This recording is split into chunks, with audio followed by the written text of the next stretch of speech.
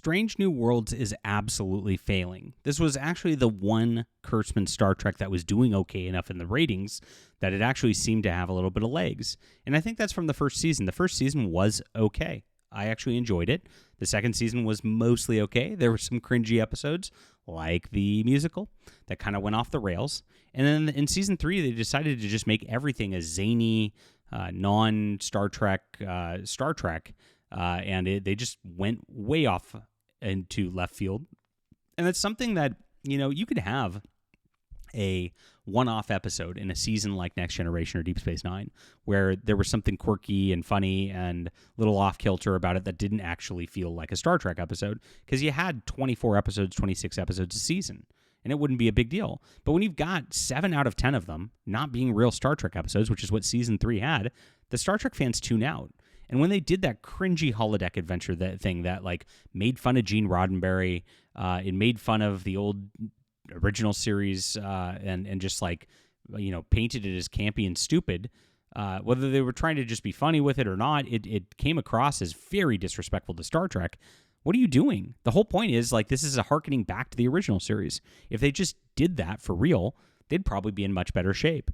I don't know why they don't just appoint somebody who's a fan who actually understands this stuff to do this kind of thing. You can make an original series ship that would be, its own thing, maybe the USS Constitution or whatever, and just have it go out there and explore strange new worlds and do a Planet of the Week. And Star Trek fans would enjoy it. You don't even have to put all the crazy budget into it. I think you can do it for a lot less. And it was done. If you don't know this, there was a show called Star Trek Continues. Star Trek Continues. I'm gonna give you guys some lore. This is history. Vic Mignogna actually built his own Star Trek sets and casts and actually just made his own episodes. They were fantastic. They're better than Star Trek 2009. They're better than anything Kurtzman's come up with. It cost they did zero budget on it, and it just worked. Now, he just played Captain Kirk himself. I wish he would have done a different crew or something like that because, no offense, Vic, but you don't look like Captain Kirk. And you don't sound like Captain Kirk either. But they did this with no budget. If they had just a little bit more budget, just Paramount, give this a little bit more budget, and you have a great Star Trek. It's pretty easy, you'd think.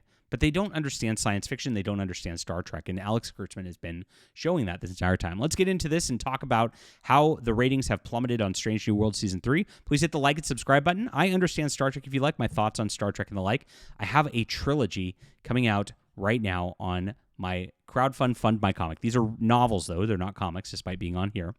This is what Star Trek used to be. Each book is an exploration of a different planet where different things are going awry. The first one has soul crystals on this planet where the aliens are storing souls in these crystals in an effort to live forever, and the crew has to deal with an issue with that in their first contact situation. It's got a first contact. It's got sabotage of the ship. It's got a lot of cool stuff to it that just feels like an excellent Star Trek adventure. The second one, a conflict has destroyed an alien world as they embroil themselves in war. It's an anti-war story, much like classic Star Trek did quite a bit.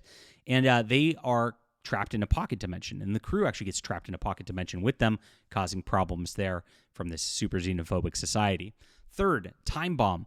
We do the time travel. I actually have the most complicated plot I've ever made. And in this one, the crew has to face 3 different timelines that are getting destroyed simultaneously, and they have to bring it back so that they can preserve the timeline.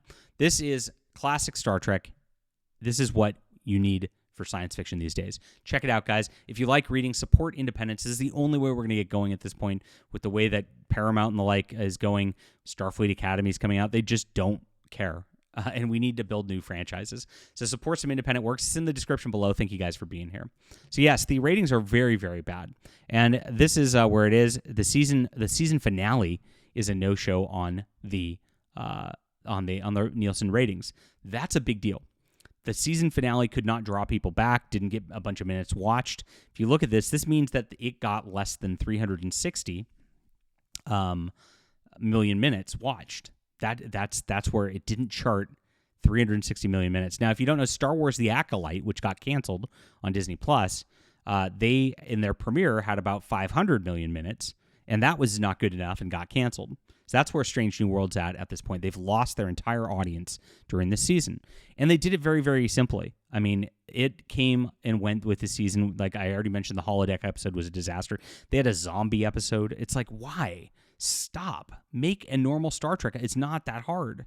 And they had the weird documentary episode, which was terrible. It didn't even do a documentary episode well because it didn't feel like a real documentary could even be made in that sort of environment. They just wanted to do random things over and over and over again. Now, in the premiere, it did show up. The 2-episode premiere had 471 million minutes, and this was 2 episodes, right? And that's so people watched more minutes because it's split between the 2 episodes, which means each one got about 200 million minutes, right? But it didn't continue after this. That's the bar where everybody was at the beginning of the season. Like I said, the Acolyte started at much higher than that, showing that people actually liked the Acolyte and cared about that more than they do Strange New World Season 3 at this point. Very crazy. So it ticked up a bit in the week of the release of Episode 3, which is pretty good, and then returned the 4th week to rank 7, and then it fell off a cliff. And it fell off a cliff all because of those episodes. They were just insulting to Star Trek fans. It really was. I wanted to like Strange New Worlds. I really did. I looked at it, like I said, the first season, I was optimistic. I like Anson Mount as Pike. I like Ethan Peck as Spock. I think they do. The gal who plays Chapel's really good too. I like her. But they just have little things that just insult you across that. Like Kirk keeps showing up on the ship. It's like, stop. I know you want to play with that member berries, but stop. Then they added in the engineer. Like the engineer in the first one was an alien. It was really cool. I get it. They don't want to bring in Scotty yet. They started bringing him in, but then they bring in the lady with the voice, and she's the... and I get it. She's a name actor, and everybody knows who she is, but like, it's painful to watch her. All of her scenes are very cringy, and she does not fit in this whatsoever, right? It's just terrible. And then you have a lady named Noonien Singh on the ship. It's like they go out of their way to give you references that fly in the face of continuity and canon and give you problems. And then they go, why aren't Star Trek fans liking it? I guess, and this is what they conclude, unfortunately, with this stuff. They always conclude, I guess there's just not a market for Star Trek. There's Star Trek fatigue. This is what they did after Enterprise in the 90s. As Enterprise, it had its problems. It was finding its legs. It was almost there. And I think if they would have given it another season or two, it would have picked up again because word of mouth would have spread. But the first couple of seasons, the first was a little rough with the Time War stuff.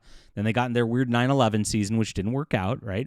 And then the TNG movies were such I don't even know what they did with those. Such disasters with Nemesis and the like. That it wasn't Star Trek fatigue. It was just bad Star Trek fatigue. And instead of just like doing things, let's do a reboot with J.J. Abrams. Let's do a Discovery prequel. And this is another prequel. They haven't done just like Picard almost had it, right? With what they were kind of setting up with the whole legacy thing in season 3, like a Star Trek 30 years later, and just continue from there. And that's all they needed to do. And then you don't step on continuity in the past. You just have a ship that explores strange new worlds. You can even steal my plots, Alex Kurtzman. I give you permission, Kurtzman, to steal each plot of these books to start a season of Legacy.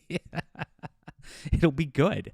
And that's all you have to do, but they can't. And as it goes along, and as it feels a lot less like Star Trek, and look at this, just like the way they stand, they look like they're in modern clothes, like at a dinner party in LA, like a bunch of theater kids at a dinner party in LA, rather than on a starship. That's a problem, right? It should feel like you're in the future somewhere, and it's really, really sad because Strange New Worlds actually had a little bit of a chance to break out of the mold of what Discovery had versus Picard seasons 1 and 2, Lower Decks, Section 31. I mean, they all just didn't feel like Star Trek, and this was almost there, and they just went off the rails in the wrong direction. Leave a comment down below with what you think about this. Please hit the like and subscribe button. Please check out my Valiant Frontiers guys on Fund My Comic. This is a trilogy of novels that brings back that feeling. You're going to love this. Support our channel. Appreciate what you're reading, and thank you for being here. We'll be back soon.